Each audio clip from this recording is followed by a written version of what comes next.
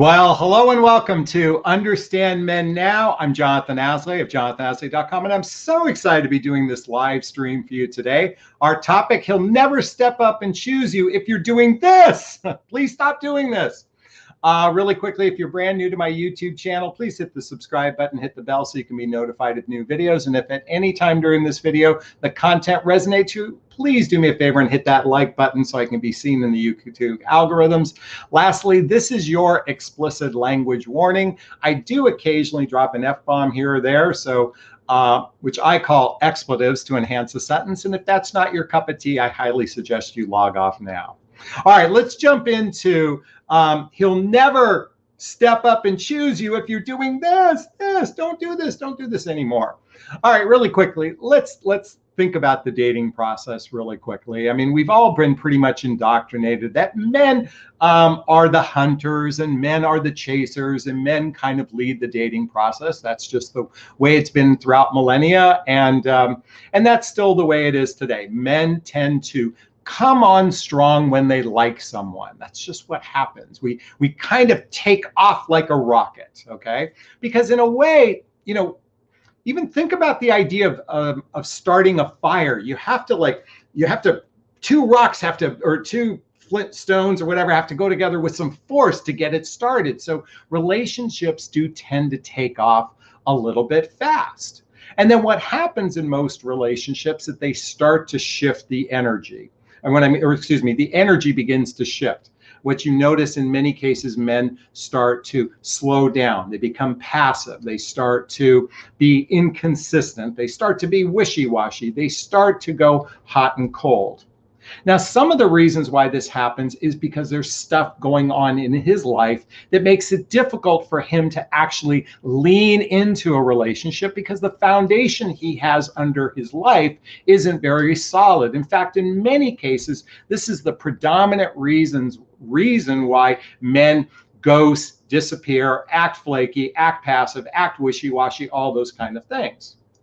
And yet there's another thing that actually happens frequently that most women do, and they're not realizing they're doing this, is that they give their power away to a man. They give their power away to a man. Now, I want to spend some time talking about this, and I came up with an interesting analogy because when you think about it, from a dating perspective, if you follow my work, I always talk about a relationship as a two-lane street, meaning two cars driving together side by side down a street. That's the analogy I talk about frequently when I shoot my videos and in my private coaching program. What I notice, however, is most women, once we get past that initial first or second date, what women often do is they get inside his car. So they're the passenger in the car and he's the one driving. Now, in many cases, women, just from that particular metaphor, from an actual physical perspective, many of you might like that because the man is taking charge, he's taking the lead, he's being the provider, protector when he's driving the car. The challenge is when he's driving the car, it's on his terms. How the speed he travels, does he pay attention to the road? Is he erratic? Is he one of these angry drivers? Is he a slow driver? Is he a fast driver? Is he a chaotic driver? And you might be sitting there in the seat going, please stop, stop. I need to get out of the car because I don't feel safe with you. Okay. Literally, the way the dating process is set up for most women is that you're getting in the passenger seat and you're following basically, I don't want to say the rules of the man, but there's this expectation that the man is the leader of the relationship. So what happens is you're effectively a passenger in the relationship and you're not actually being a participant in the relationship. Let me repeat that. You're a passenger in the relationship and you're not an active participation in the relationship. And when I said earlier, what women often do, which causes men not to want to choose them, is they give their power away to a man. Now, I've put together a list of examples of how women give their power away, and tell me if this resonates with you or not, if you've experienced this or not. experienced this or not, because this is what I frequently see as a dating and relationship coach. And for those that don't know me, I'm a dating relationship coach specializing in midlife. And midlife is after baby making years and before retirement. So my predominant coaching client is between 42 and 69. And I share this because there's a big difference of being in your 40s, 50s, and 60s versus being in your 20s and 30s. Because when most people in their 20s and 30s, their active goal is to make babies and raise a family, to start a family together, men and women alike. That's their primary goal. I'm not saying for all people, but for most people. So that's their indoctrination relationship. But in those folks in their 40s, 50s, and 60s, there's a whole different scheme that comes to play. Oftentimes there's divorce, there's alimony, there's child support, there's visitation rights, there's custody, all these things, just to give you one example. There's erectile dysfunction, there's menopause, there's estrogen, there's pills for testosterone, ED pills, all this stuff. Then we've got elderly parents. I mean, it's a quagmire of differences, which is why folks that give advice for 20 and 30-year-olds, you can't apply it to those in their 40s, 50s, and 60s. It just doesn't work that way. However, this one singular thing I'm about to share, this giving one's power away, women do at any age because you've literally been indoctrinated in the belief that your job is to get in the passenger seat and not to be driving your own car. I'm going to repeat that. You've been so indoctrinated in getting the passenger seat that you're not driving your own car. And remember when I said the metaphor is two cars traveling down the road at the same speed? It's you're in charge of your car and he's in charge of his car. And yet so many of you literally give your power away. So I've put together some examples here of how women give their power away. First and foremost is the relationship is on his terms. You abandon your standards and you abandon your boundaries. I'm going to repeat that. So many women abandon their standards and they abandon their boundaries because you've literally been indoctrinated. It's literally throughout history that men are supposed to be in charge of the relationship. And I'm here to say, ladies, you are in charge of your relationship destiny. It is not a man's job to be in charge of your destiny. He's in charge of his destiny. You're in charge of your destiny. So the minute the relationship is on his terms and you abandon your standards and boundaries, you're already setting yourself up for failure, and he's not going to want to choose you. He's not, he may temporarily choose you, but he's not going to want to choose you from a long-term perspective. Number two, most of you are afraid to speak your truth. I want you to think about this. You're in relationship with someone, you've spent time together, you've broken bread together, you've had sex together, you've even said, I love you. And yet so many of you are afraid to speak your truth to a man because you're afraid he's going to run away. That's a perfect example of giving your power away. In fact, if you're not familiar with my book, What the Heck is Self-Love Anyway? What the Heck is Self-Love Anyway? There's a link in the description below. Chapter 1 is Speak Your Truth. Just do it with kindness. And then later in the book, chapter 9 is if it's sincere and from the heart, you can't say the wrong thing to the right guy. When you are with the right guy, you should want to speak your truth. You should want to be vulnerable. You should want to be authentic. You should want to be transparent without fear. Without fear. Because men are more attracted to women who speak their truth. Now, let me differentiate. I don't mean vomiting your truth. I don't mean confronting him with your truth. I mean merely speaking about your feelings from a healthy emotional way. I'm going to repeat that. Speaking about your feelings from a healthy emotional way. And if you're not familiar with the book Nonviolent Communication by Marshall Rosenberg, you've got to buy this book because this is going to teach you how to communicate in a healthier, happy way. So if you're afraid to speak your truth in a relationship, you've literally given your power away. You're in the passenger seat. You're not in the driver's seat. Number 3, when the relationship ends, you focus all about him and what he did wrong instead of taking ownership in your part. And quite frankly, taking ownership in your own feelings. That's what matters most. It has nothing to do about him. It has everything to do about your feelings.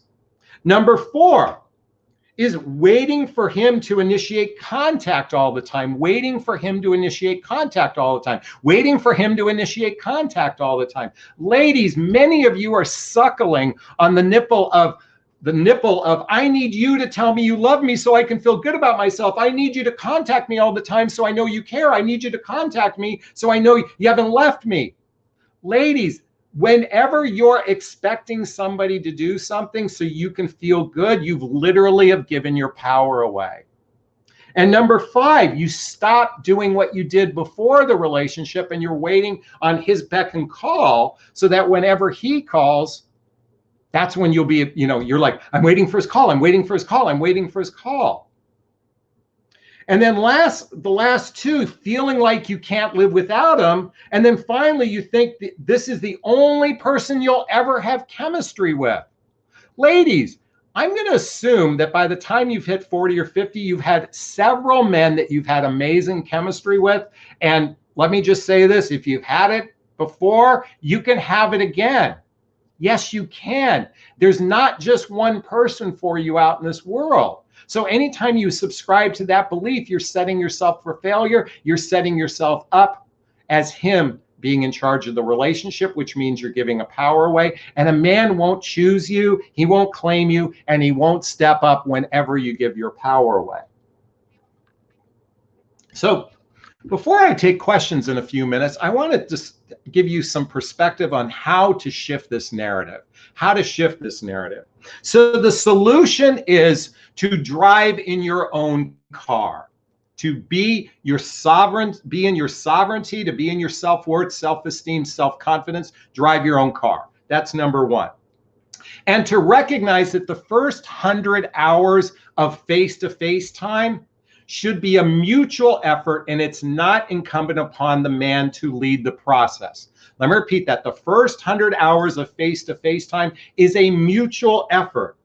And that's roughly the first 6 to 12 weeks for those people that live relatively close to one another. Long distance relationships, I don't even want to go there in this conversation because that's a whole clusterfuck altogether, and we can talk about that later. But I'm here to say for 2 people that live relatively close to one another during the first 6 to 12 weeks, or roughly 100 hours of face-to-face time, it's a mutual effort into getting to know one another. So you both plan dates. You both plan dates with one another. You both initiate contact with one another.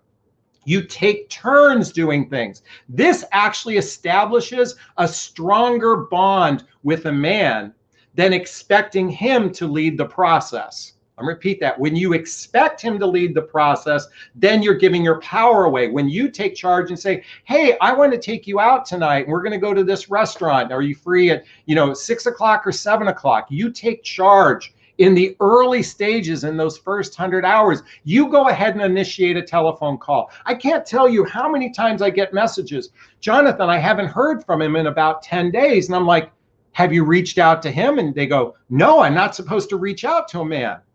Yeah, ladies, because you bought into the stupid narrative that this book, The Rules, has sold you. The book, The Rules, teaches a manipulative way to engage in the early stage of the dating that temporarily, it's only temporarily, maybe tricks a guy into liking you. I'm going to repeat that. It temporarily tricks a guy into liking you because it's using reverse psychology bullshit to hook someone. But let me just tell you something. When a guy hasn't called for 10 days, maybe he's sitting at home going, God, she hasn't called me in 10 days. She must not like me anymore. I'm not saying that's what he's thinking. And quite frankly, if a man hasn't called, chances are he's lost interest. But the point is, have you made effort too? Well, Jonathon, I was the last person to text. Well, guess what?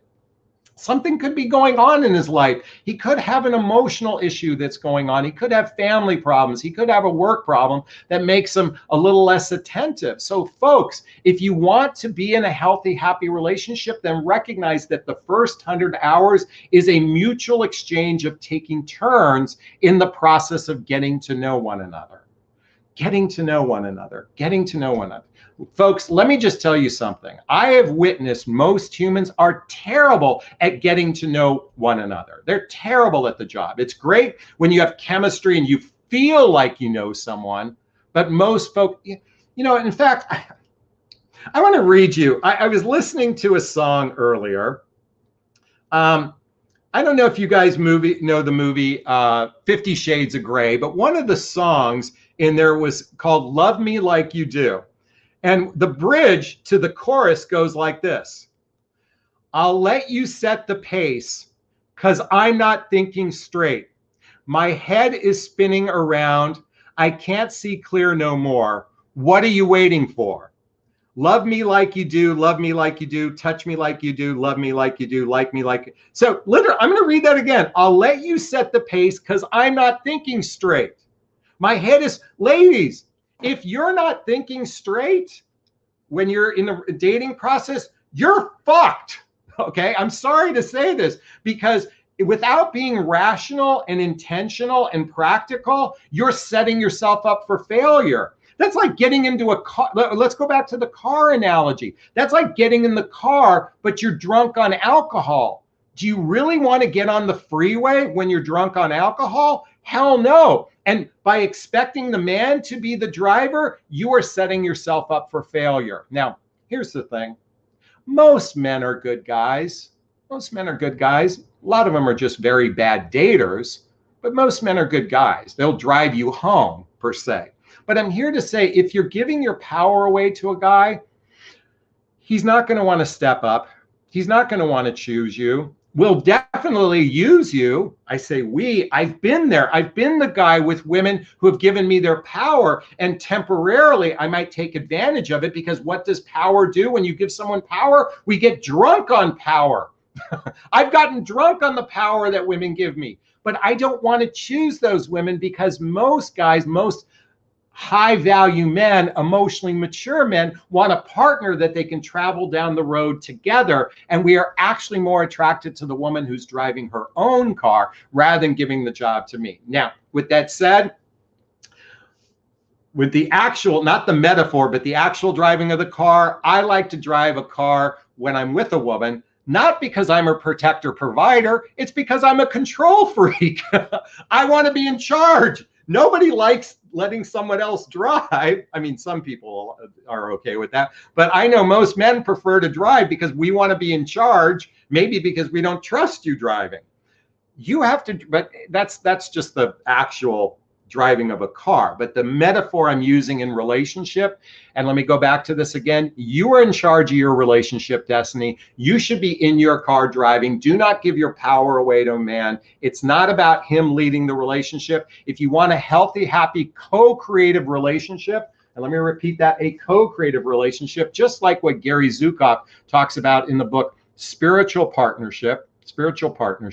If you want a co-creative relationship, then drive your own car. And if you need a little help learning how to drive your own car, I highly recommend getting the book, If the Buddha Dated. This will teach you how to drive your own car if you don't know how to. Get this book. All the links in Jonathon Recommends books is listed below. I highly recommend reading all of the books I recommend. I recommend that you read all the books I recommend, because if you want to shift your narrative, it's time to get educated. Folks, they didn't teach us this in school. Our parents didn't teach us this. And this is why the definition of insanity is doing the same thing over and over again, expecting a different result. I'm here to offer you an opportunity for you to learn how to do something in a more effective way, which includes not giving your power away to a man.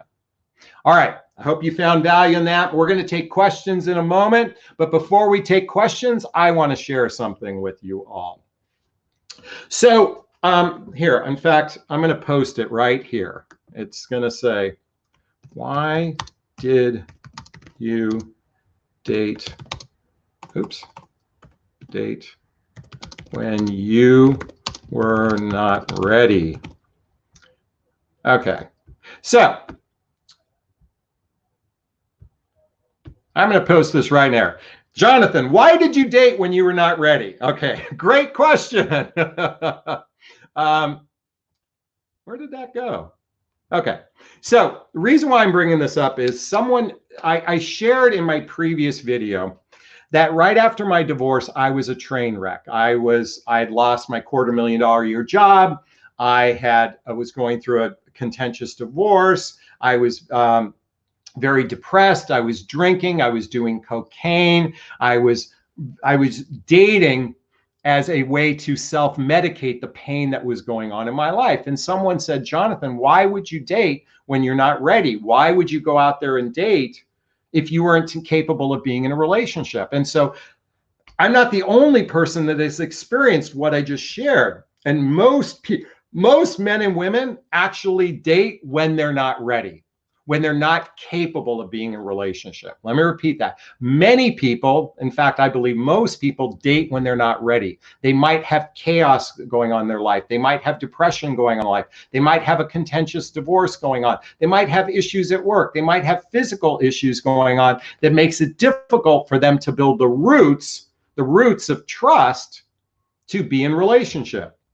By the way, before I forget this, if you want to learn how to vet if someone is capable of being in a relationship, schedule a free discovery call with me to see if working with a coach is right for you. My area of expertise is learning you how to pre-qualify your prospect.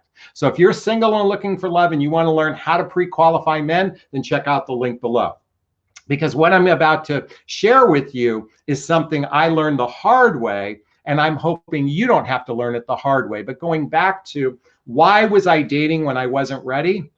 Quite frankly, it's because I wanted connection. I wanted companionship. I wanted physical intimacy with someone. It is very common for human beings to go out in the dating realm because they want connection, they want companionship, and they want physical intimacy. But that doesn't mean that they're capable of being in relationship. I'm going to repeat that. It doesn't mean that they're capable of being in a relationship. I've met plenty of women who are actively dating, and I have clients as well who are actually not capable of being in a relationship because it's a human nature to want connection, companionship, and sex, but that doesn't mean that they're capable of going the distance. This is why it's so hugely important to learn how to vet for emotional maturity. When I do coaching, when I work with a client, I help them learn how to create their own emotional aptitude tests to be able to determine if a guy is really capable of leaning in, because we all know, if you follow my work, leaning back in your feminine energy isn't going to get a guy to claim you. Because that whole leaning back narrative, look, you know, you can lean back all day long and be in your feminine. You can be friendly and flirty and cooperative. But if he's not in a good place to be in a relationship, just like I wasn't in a good place to be in a relationship, it's highly unlikely that anything is going to materialize in the long run. So going back to why did I do it? That's the why. Was it fair to women? Well, quite frankly, back when I was dating, I barely got past the first 6 weeks. And I would end it. I mean, that was literally as long as it went for me back then. I'd go about 6 weeks, okay? And that's not, I mean, quite frankly, everybody should be prepared to date for 6 to 12 weeks because dating is, look, it's a vetting process for both men and women alike. What I would like you ladies to do is do a better job of vetting before you actually go out with a man. Do a better job of vetting before the penis goes inside the vagina. And folks, if you're not familiar with the book, 8 Dates by Doctors John and Julie Gottman, 8 Dates by Doctors John and Julie Gottman, I highly recommend reading this book so you can learn the mechanics to a healthy, happy relationship. I did not know the mechanics to a healthy, happy relationship at that stage in my life. This is why I was bouncing against walls all the time. It didn't mean I was a bad human being. By the way, whenever I read these women say, well, why were you dating when you weren't ready? Or why do men date when they're not ready? Well, my question is, why do women date when they're not ready? It's human nature to want connection. It doesn't mean they're bad people. It's just we humans want connection with one another. And now we have a portal called the internet, you know, the swipe apps, that allows us to connect with people. So anyway, I just wanted to share that with you all. And I want to follow up with that with another thing, because some of you asked me about my significant relationship after my divorce. And I've touted her in a very positive light. We had a 6-year on and off relationship that didn't go the distance. We had a very conscious uncoupling, and people ask, why didn't it work out? Folks, let me just be very candid with you. if you're not, I was stuck in two phases in my life. I was stuck in my anxious attachment style, and I was reliving the imago. And let me just talk about this for a moment. If you're not familiar with love attachment style, I highly recommend reading the book Attached by Amir Levine and Rachel Heller. Read this book to understand attachment style. I was stuck in my anxious attachment style, which meant I get very needy in relationship. So I showed up very needy in that relationship. I was suckling on the nipple of I needed her to love me so I could feel good about myself. And I was constantly needing validation. Now, why did I do this? Because I was trapped in what's known as the imago. And if you're not familiar with the work of Harvell Hendricks and Helen Hunt, they wrote a book called Getting the Love You Want. This explains why we choose people like our parents. Let me repeat that. We oftentimes are trying to heal a wound with our parents, so we choose someone that is reminiscent or familiar to an action of our parents. I know many of you might have daddy issues or mommy issues, and you're oftentimes choosing a partner very similar to one of your parents because we're actually trying to heal through another human being when we actually need to go to our parents and heal that stuff. This is why I highly recommend reading the book or doing the Hoffman process. This is a deep dive into healing childhood wounds and traumas that cause us to have negative patterns and limiting beliefs in our relationship life. And quite frankly, in my particular case, my previous relationship was kind enough after we ended our relationship, she gifted as my birthday gift this Hoffman process. And let me tell you something. After all was said and done, it's a $4,000 or $5,000 investment. And that was her kind gift to me after we ended our relationship. And once I went to the Hoffman process, I began the healing of my pattern of my anxious attachment style and my need to try to heal my relationship with one or both of my parents. So I'm sharing with you why it didn't work out. That quite frankly, she was a beautiful, loving person. We both needed to heal each other. I was instrumental in her life and helping her heal. And she's now in a wonderful relationship with a great guy named David. He and I are now friends. We play golf together. And I only share this with you to help you understand is that sometimes we meet great people, but it doesn't mean we're meant to go the distance. Those great people we meet are meant to be our lessons in our lives. And when we can look at our past relationships on what we positively learned about ourselves and what was good and what we're most grateful for, we have a greater chance of experiencing a healthier, happier relationship in the future. And that's where I think I'm at today. And coincidentally, after going through that experience, I was able to write my book. What the heck is self-love anyway? Does anyone own this book? Please let me know. All right, I think it's a great time to take questions now. So if you're familiar with my process, if you have a question, write the word question and post the question thereafter, or you can purchase a super sticker or super chat. I noticed several people did purchase them already. Thank you so much. The funds of the super sticker and super chats, which only you can do while on the live stream, goes to a scholarship fund in the name of my son, Connor Aslay. That's my son who passed away a few years. And that the monies go to a foundation a scholarship fund to help those who need personal development. So those funds go there. All right. Let's just see what we've got here. Let's see if we've got any questions. By the way, did what I share, was that valuable, folks? Did that help? I hope it did. All right, if you have a question, post the word question. And we are going to, let's see, I'm just scrolling here. So, bump.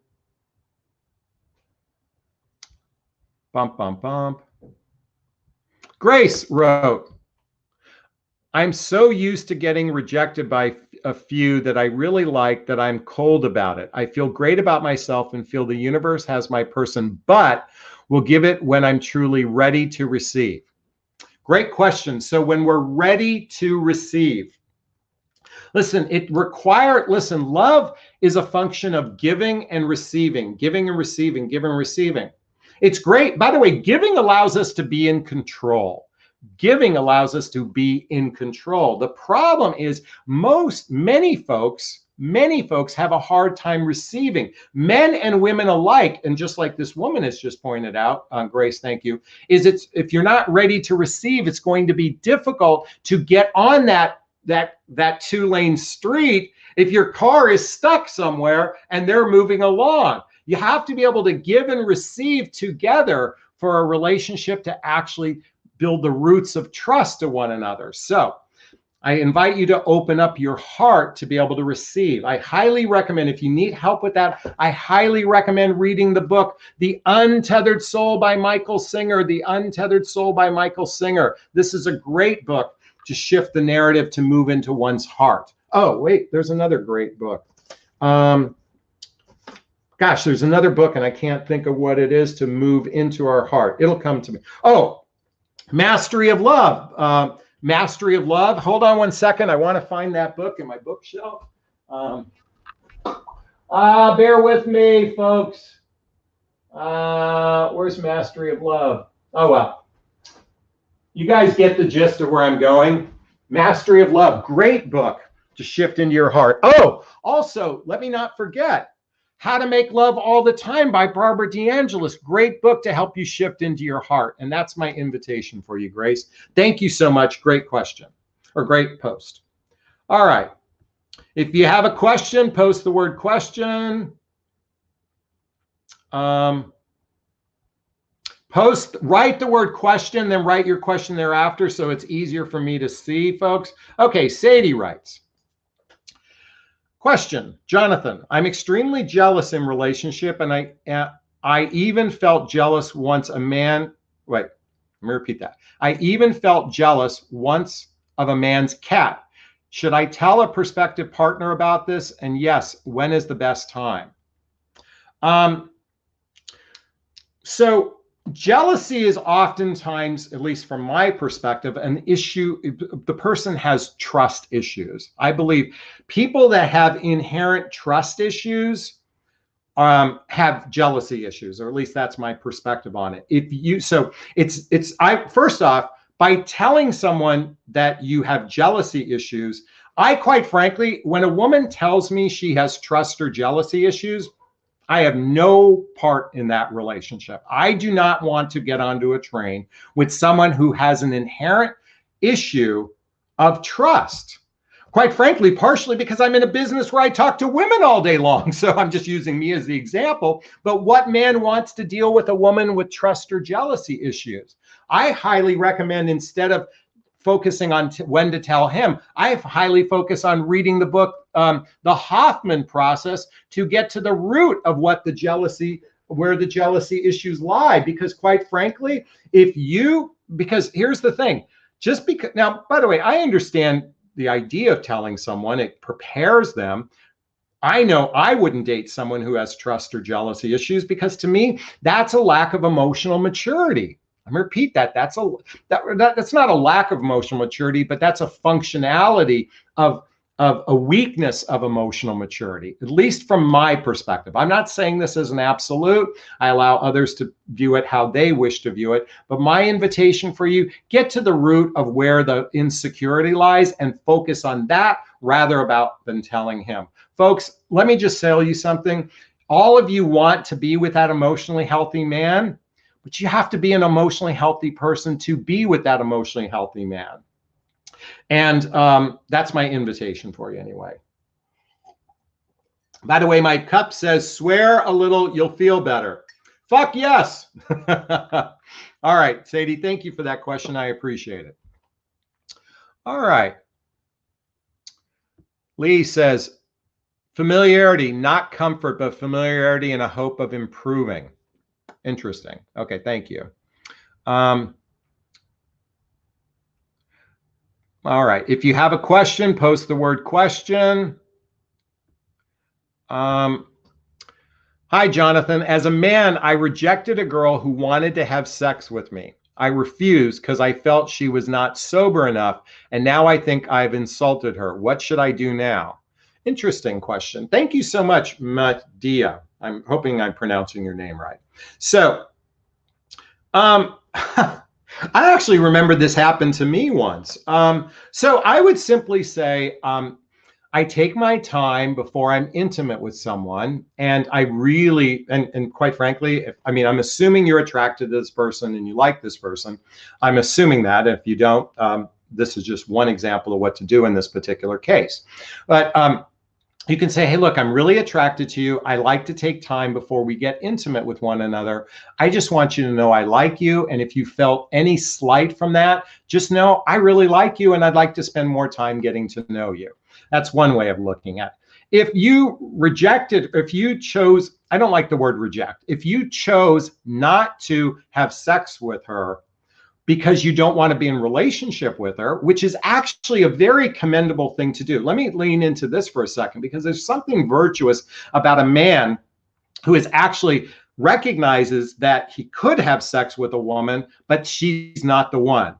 I've been in a position where I've had an opportunity. The woman just literally laid it down for me to have. And I said, no, I didn't reject her. It's because I didn't want to go down a road of making a promise I couldn't keep. And usually when you have sex with someone, there's this implied promise that you're going to be in relationship with them. So in this particular case, I would say either try the former or but in the case of the latter, you know, you could just say, look, I'm not considering you as a long-term partner, and that's why I didn't want to go down the path of being intimate with them. At least that's my suggestion in that case. I hope that helps. So thank you so much. Great question.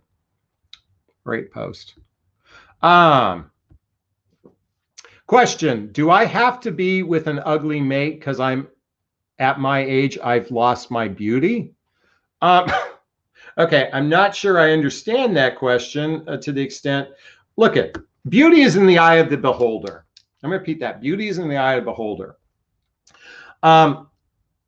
And quite frankly, attraction is an individual thing. Now, we oftentimes are attracted to people that are more attractive than ourselves. Let me repeat that. We're oftentimes attracted to more attracted to someone who's more attractive than ourselves. Now, I'm not here to create a scale of the 1 to 10 type of thing, but oftentimes most people make the assumption that they're a 7, 8, or 9 when the vast majority of the population might say you're a 4, 5, or 6. I'm just using this as an analogy. But in fact, most men try to date up in a level of attraction. And quite frankly, on some level, most women actually have to most likely date down on attraction. I'm not saying it's right. I'm just saying what it is. Here's the thing. You don't have to do anything you don't want. You can just do what you want. Now, does that mean you're going to attract the partner you want? Look at a lot of men who are in their 50s, 60s, and 70s want 20-year-old women. Just because they want it doesn't mean they're going to get it. You have to be realistic with yourself. What matters most, if anything, is a heart connection with another human being, developing friendship with another human being. That's more important in the long run. And when two emotionally healthy people come together, they actually find themselves attracted to one another because their heart is radiating more than just their body.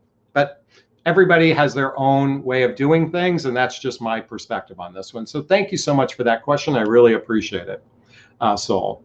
Okay. Natural Beauty says, question, why a man constantly tells you he loves you but distance himself when personal issues arose, loss of family members, etc.? Great question. So well, first off, okay, we have to let go of this narrative that love means relationship success.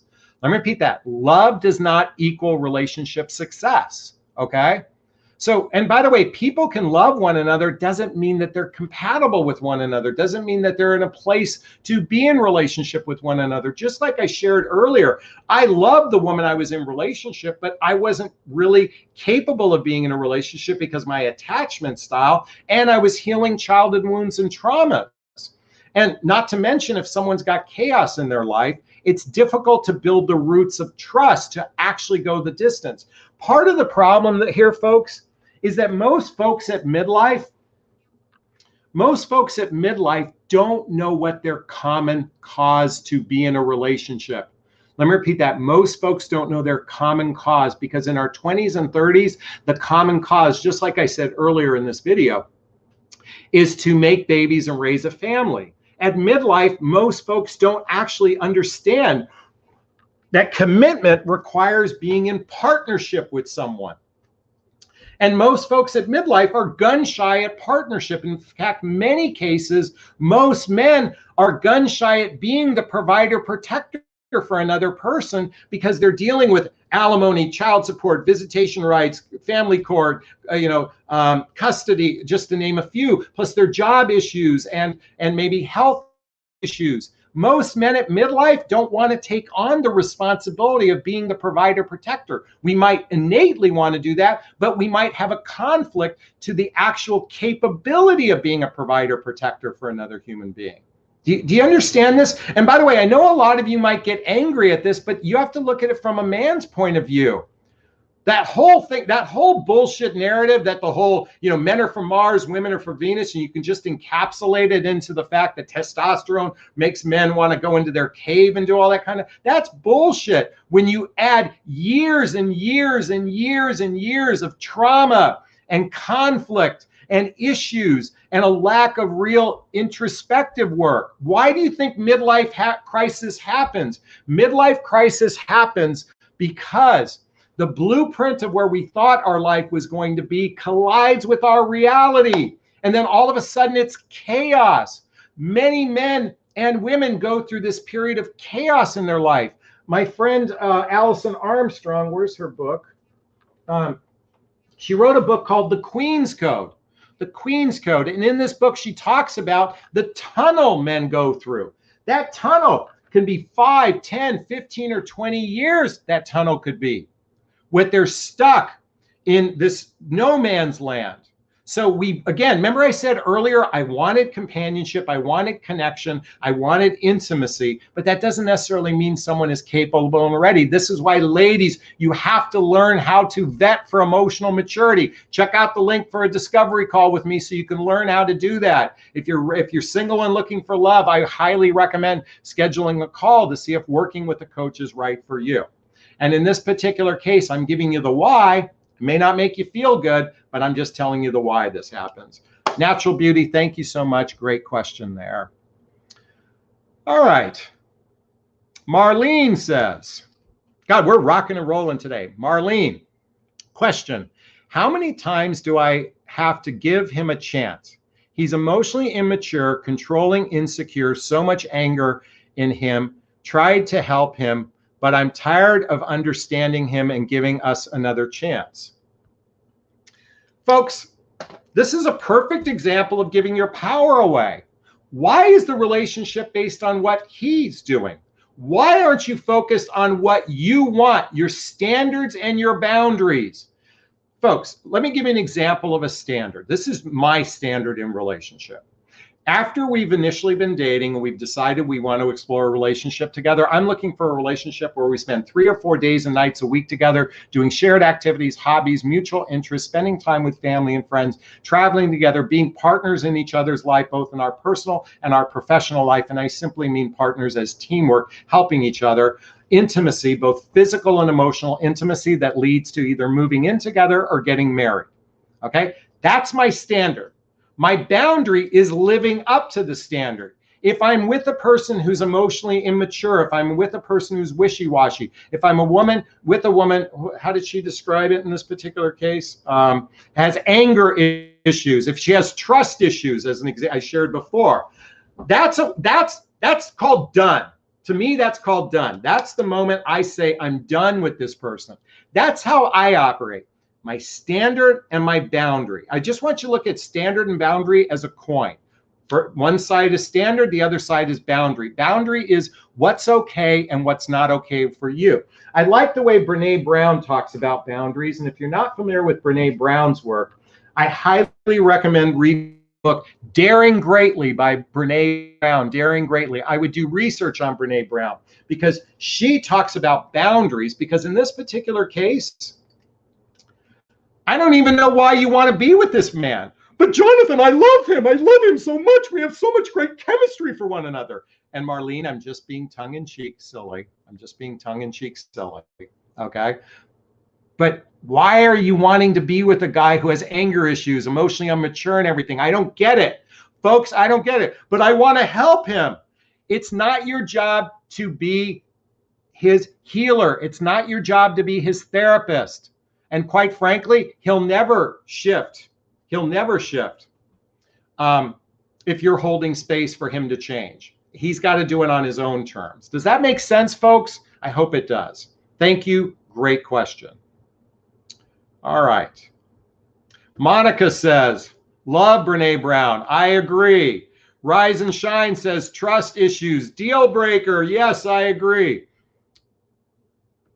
Medea says, thank you, Jonathan. Thank you for answering. It's pretty late here. I wish everyone a good night. Thank you so much. I appreciate it. Great question. All right. Jonathan, when you do your woman imitation, you sound like the Tin Man from Wizard of Oz. Oh, cute. Thank you. Arlene writes, question, a man I'm dating is widowed. He admits he has guilt and has supposed feelings. So how do I deal? Okay, he has guilt and suppressed feelings. I thought it said supposed. By the way, folks, I'm dyslexic. I have a hard time reading, so I make big, gigantic mistakes. He has guilt and repressed feelings. Many widowers are, listen, many widowers genuinely love their spouse, you know, and they feel sad. I mean, look at my father. By the way, my father turned 96 years old yesterday. 96 years old. Oh my God. Now, my mother and father were married 66 years before my mother passed away. And now, mind you, this is 66 years, and I highly doubt he's going to go out and find a mate at this point. My mother's been passed for 3.5 years now. But my point is he still constantly thinks about her. He always goes, I'm coming home to you soon. I'm coming home to you soon. Actually, I think my father will live to be 100. But I share this with you as many widowers have loved deeply, and it's very difficult. They might feel guilt over what happened in the person's life and have suppressed feelings. And yet we still, if we're young enough, we're in our 40s, 50s, or 60s out dating, we might want connection with another human being. That's a very common thing. What's most important is come from a place of understanding and come from a place of love. Doesn't mean that he's your partner. Most likely he's not, but come from a place of understanding, compassion, and love. That's my invitation for you in this particular case, because it's going to be difficult for someone who still has feelings for someone they love deeply. Folks, look at, you guys know I lost my son, Connor. That love is never now I'm going to cry. That love is never going to go away. You know, that love, when we lose someone, we love, that love never goes away. And so I'm not suggesting in this case, and it's not like I'm going to replace my son, you know, it's not that. And I'm not, you know, but we, as human beings, we want to be mated with others. And so it's very common to have feelings for our previous partner. So what's most important, we can have compassion, doesn't necessarily mean we have to choose to go on that train. It doesn't mean we have to get on the road to travel together in relationship. You don't have to do that. What you can do is have compassion and love for this person and choose a partner who's capable, ready to invest in a relationship. I don't know how old he is, but that's just my observation and my invitation on that one. Thank you so much. By the way, am I making a difference in your life? Please purchase a super sticker, super chat. I'd love to have you invest in my scholarship fund for folks. If I'm making a difference right now, please purchase a super sticker, super chat. Just let me know that I'm making a difference right now. Thank you so much. I really appreciate that. All right. Arlene says he was 59. So he's still got plenty of years left, Arlene, in him. He may not be your guy, but just recognize that he's going through pain. All right. Rise and Shine says, I appreciate your authenticity and sensitivity. Thank you so much, Rise and Shine. I appreciate that. All right. If we have a question, Linda. Oh, thank you, Linda. I really appreciate that very much. Thank you so much. Gretchen says, thoughts and prayers for you, Jonathan. I believe you'll see Connor again soon when you pass over to the other side. Actually, folks, I believe time is an illusion, and he just passed away yesterday, and I'll be meeting him tomorrow from a time perspective. So thank you so much. I do feel that way. Maria says, Jonathan talks about so many things off and on, and times gives perfect examples that I would never even thought of to answer so many things I've wondered. Thank you, Maria, and thank you. I appreciate that. Soul says, I love your genuineness. Thank you so much. I appreciate all this. So if you have a question, post the word question. Oh, here we go. Lisa writes, question. Why would a man initiate the first break in the ice for physicalness in the early stages, i.e. kiss, but then shy away when the girl attempts it on the next date? Great question. So, biologically speaking, we men want to get laid. We like physical connection. It's a very biological thing. I mean, I don't know how many women I've gone on a date I want to kiss, but I may never want to see again. I'm going to tell you something. Chemistry, folks, chemistry is chemicals being released in our brain, dopamine, testosterone, in women's cases, estrogen, oxytocin. It's released in our body. That's like crack cocaine. I can't tell you how many times I wanted to fuck my brains out of a woman, and then after, and by the way, excuse my French, I mean, if that bothers you, but I'm going to say, and afterwards I'm like, why don't I like this person anymore? I'm going to repeat that. I've literally, it's kind of like we have so biologically driven to mate with someone, and then all of a sudden I've been absolutely flabbergasted at myself going, why don't I like this person anymore? I didn't understand this until I started to study chemistry. And until you understand how powerful chemistry can be, we can want to kiss someone one moment and never want to see them again. Ladies, this has happened to you, and it happens to men frequently. I'm not saying it's right. I'm just saying this happens. That's all. Doesn't make it right. It just happens. People with emotionally mature people, and even as emotionally mature as I'd like to think I am, and believe me, folks, let me be clear about something. Do not hold me to any standard of being, the quintessential guy. I am riddled with flaws. I'm riddled with insecurities. I mean, my values don't align with everybody else's. I'm not perfect, and a lot of you act that way, and I appreciate all the accolades. I really do. But I'm a mess just like everybody else. It's called being human. Just like that track athlete that can't go to the Olympics. She said, I'm just human on what happened. Most men are not bad guys. They just don't understand this. And until I learn this, and just like in the case of the man that asked the question, let me just share this. At least he's being in integrity, not having sex with someone. It takes a tremendous amount of self-control not to want to lean in and kiss a woman when we're so fucking driven to do it. And then we might realize that they're not the right person for us. Or we don't want to make a promise we can't keep. I'm going to repeat that. We don't want to make a promise we can't keep. And what that means is we don't want to pursue something if our subconscious knows they're not the one. Let me repeat that. The subconscious knows they're not the one. That's where we oftentimes get blocks. Okay, this is an important piece to listen to right now. Ladies, men have a virtue button in their subconscious. They have a virtue button in their subconscious. I truly believe this. Most men, not all men.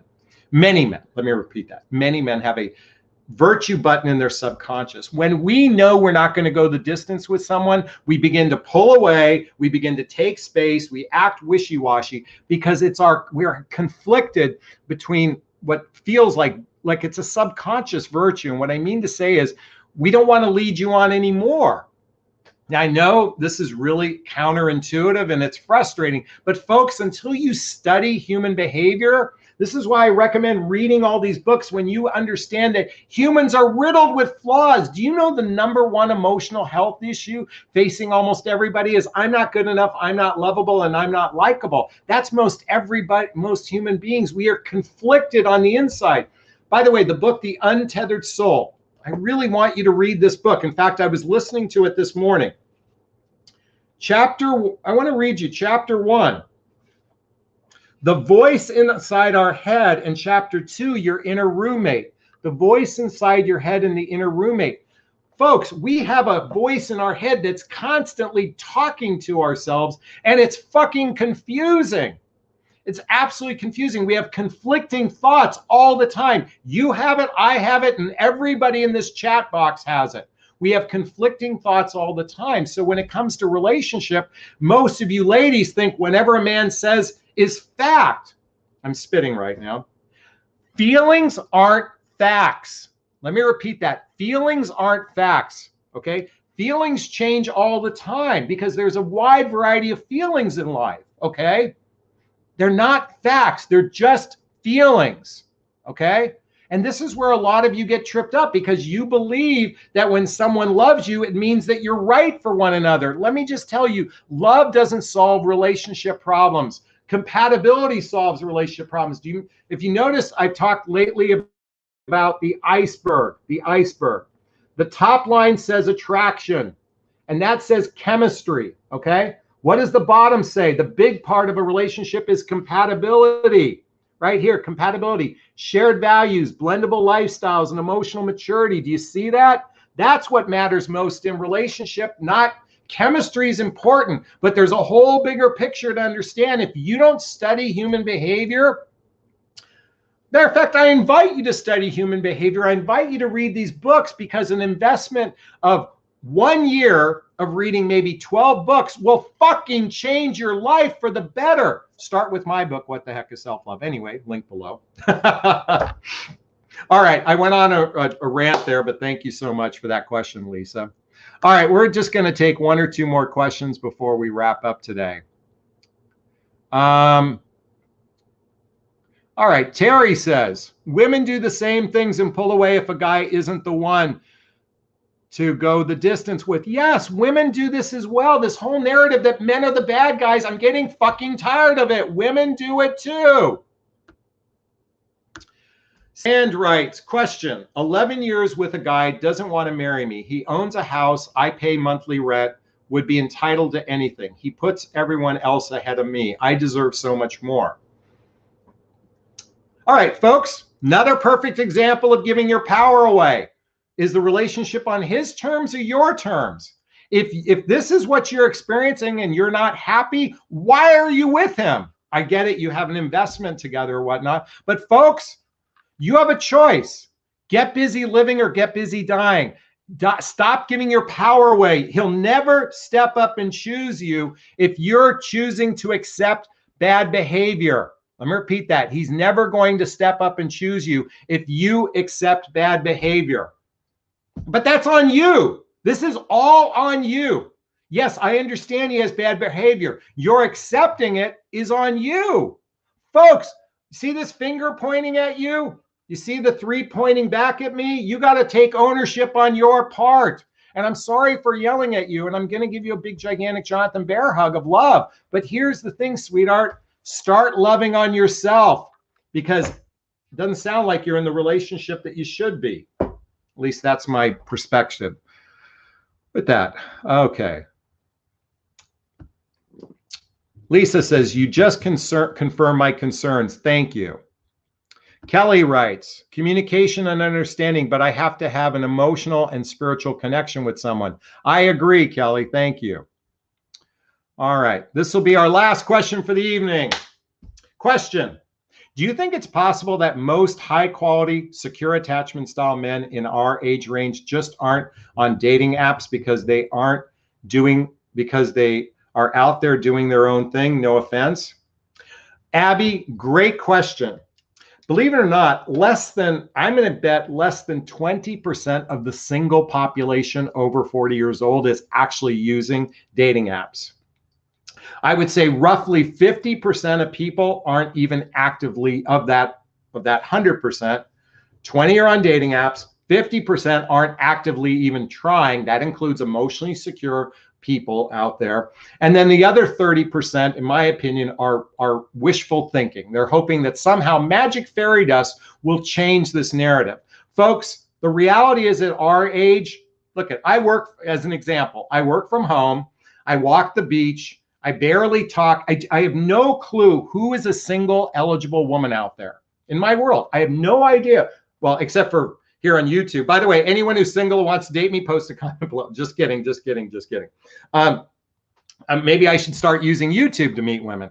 But my point is, unless you're around single eligible people and putting yourself out there to be seen by single eligible people, it's going to be very hard to connect unless you're actively maybe in a church group or some other group where you're surrounded by single eligible people, or maybe asking friends to connect to you. I believe the vast majority of people, are a very small percentage, are actively using dating sites and dating apps. Now, a lot of emotionally unhealthy people, okay, I was just talking about a lot of emotionally unhealthy people use dating sites and dating apps. In fact, the vast majority of emotionally unhealthy people are the ones on dating apps. But those emotionally secure, healthy, happy people, I'd say maybe 20% of, maybe 20 or 30% are using dating apps, and the others are just hoping that they bump into their soulmate in some magical way. I'm more proactive, and I prefer to put myself out there to put the odds in my favor. Let me repeat that. I look at dating apps, dating websites as a spoke in the wheel. It's just putting yourself out there to be seen by as many people, and hopefully the right person knocks on your door. And in my case, I hope the right woman sends me an email saying, Jonathan, I want to ask you out, because that would save me time. All right.